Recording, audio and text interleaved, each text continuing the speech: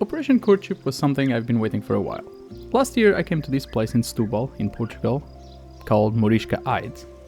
But I was already a bit late for courtship behavior with bee-eaters, as they already had babies. So, naturally, most of what I witnessed was just parents perching with insects in their beaks and dropping down to the nests to feed their young, instead of what I actually wanted to, the food play or even the offerings to strengthen the bonds between pairs.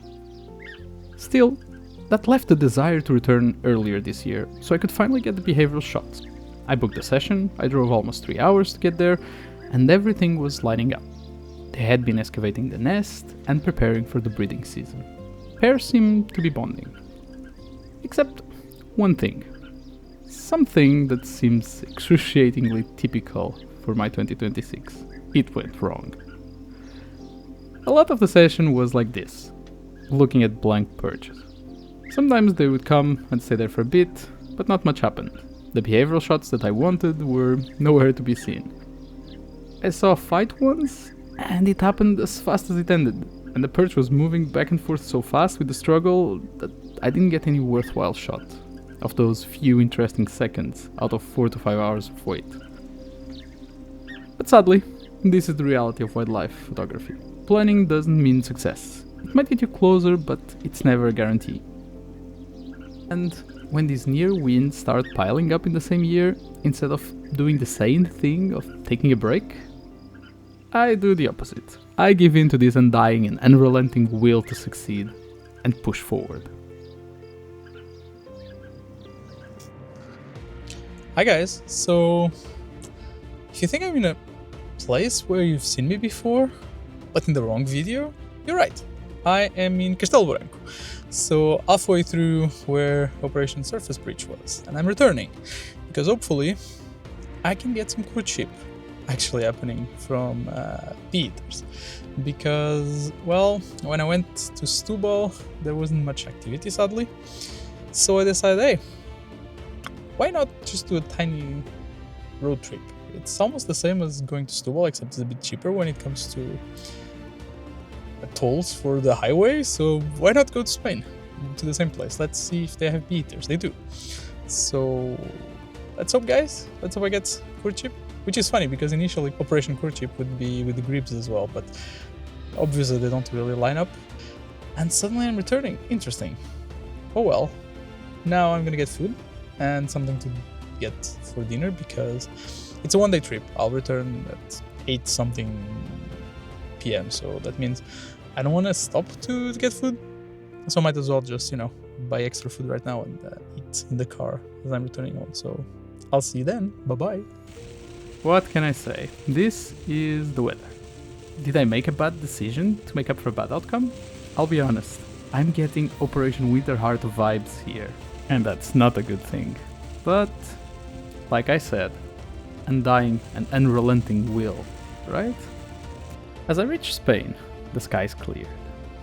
And the truth is, I had never seen shots from this place before, so I wasn't sure what to expect. What I did know is that it belonged to the same Manuel from the Hydro Hide or the Night Hide from last year, so it had to be good, but nothing could prepare me for what I was seeing in front of me. This was a huge bee-eater colony. So I got ready and enjoyed the moment.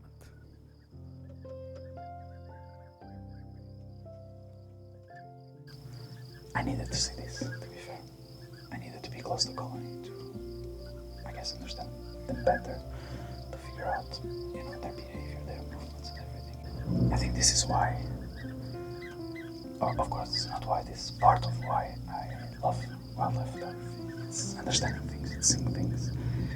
In this case, even being able to experiment, because I'm constantly swapping between teleconverter and not teleconverter, because if I want behavior shots, I need to take up the teleconverter to have a bit more field of view, but I also want some close-up, and sometimes the light, it's so good that it's perfect. But today is also very cloudy, which means that sometimes it's very dark and other times it's like completely magical. It's very interesting. And so begins Operation Courtship. Sometimes with a little feather pruning and sunbathing. Other times, slamming a tiny beetle into a rock one time. Or, in this case, 9 times before eating it. But as amusing as it is, it's still not what I'm here for. But I knew it was just a matter of time till it happened. There's no way it won't. And soon enough, there it was. Or not. Or maybe it was just not their partner.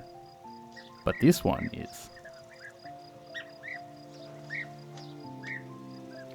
Mating takes a bit of effort, and this male seems to know what he wants. But the female shows him she clearly doesn't care about his advances. Still not into it. This couple seems much more ready to mate. But clearly, the male needs more experience. Leaving the female looking around like, are you done already? Do you even know what you're doing?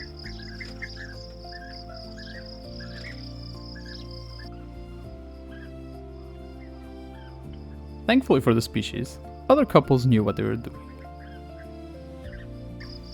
Even if at times they were interrupted by rivals.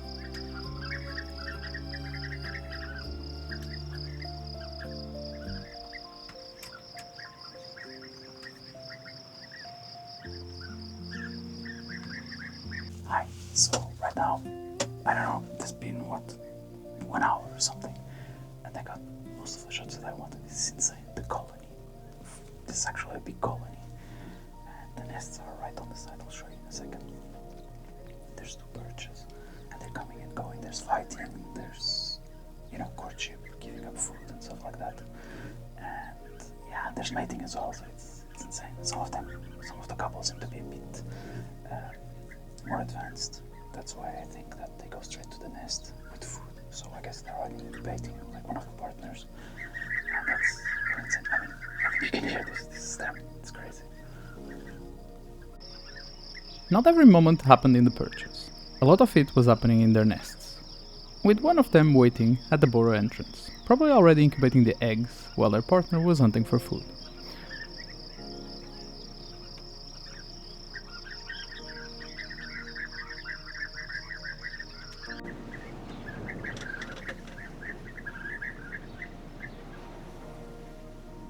Some were a bit impatient calling for food, and maybe, just maybe, wondering if they made the right choice with their partner the longer they wait.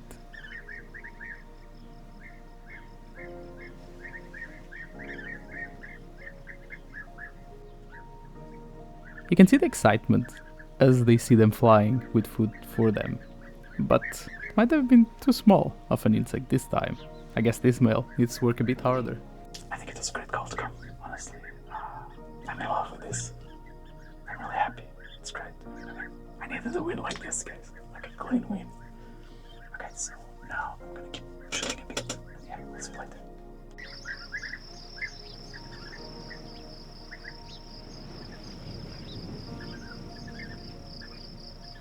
I'm not sure what it is. I'm not sure if it's the colors, or how frenetic they are, or just their call. Or maybe, just maybe, being the first bird I saw that I really wanted to take a photo of when I started this journey, and failed to get it properly for a while through nature walks, until I finally got my very first decent shot from. And thus creating this connection of struggle into final success. But there's something that makes me really love these birds. And that makes me really want to go photograph the other 30 species of bee-eaters that there are in the world, because they are all stunning.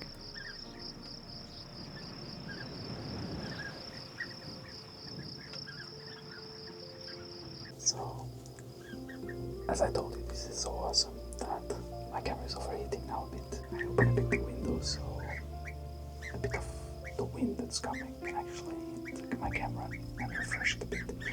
Because then there's so much more shots that I want to do, guys. Look here.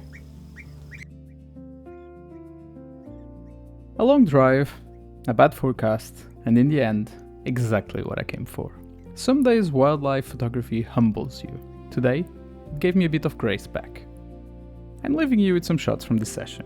You'll find plenty more on Instagram, but hopefully this serves a bit of a morale boost when life keeps hitting you with the same almost wins. Keep going, don't give up, and keep doing what you love because results will come.